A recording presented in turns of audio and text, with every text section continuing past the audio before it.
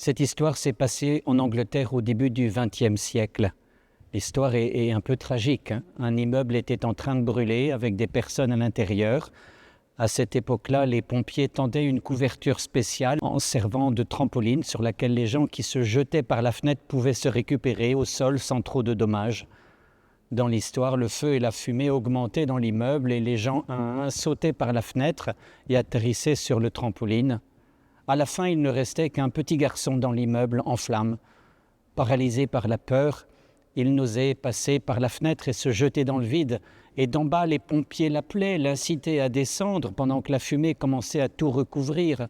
L'enfant ne voyait plus rien et ne faisait que d'appeler son père désespérément.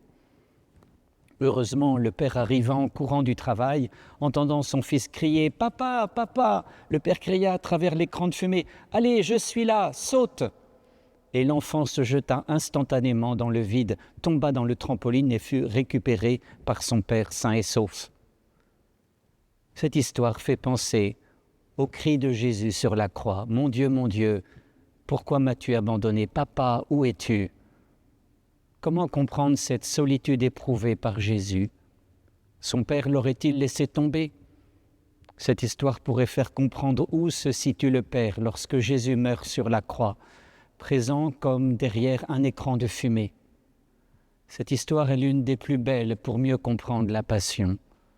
Jésus ne veut pas aller à la mort. L'agonie tragique du jardin des Oliviers est là pour l'attester. Il est le prince de la vie, il a l'Esprit Saint en lui et ne peut pas aller dans la mort qui est le refus même de Dieu. Mais Jésus s'en remet tout entier au Père et crie « Abba, papa, papa » dans une nuit obscure qu'on ne peut imaginer. Et le Père lui dit « Saute, fais le pas, confiance, je suis là, malgré l'épais brouillard. » Cette histoire fait comprendre à quel point le don du Fils est immense. Ce don est le fruit d'un immense amour pour son Père et pour nous. Cette histoire fait comprendre aussi à quel point le Père est engagé dans la passion de son Fils, au-delà de tout ce qu'on peut imaginer.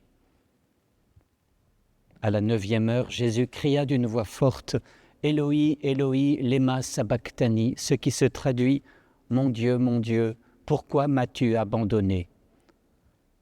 Mon Dieu, pourquoi m'as-tu abandonné? Le salut est loin de moi, loin des mots que je rugis. Mon Dieu, j'appelle tout le jour et tu ne réponds pas. Même la nuit, je n'ai pas de repos. Et je proclame ton nom devant mes frères. Je te loue en pleine assemblée.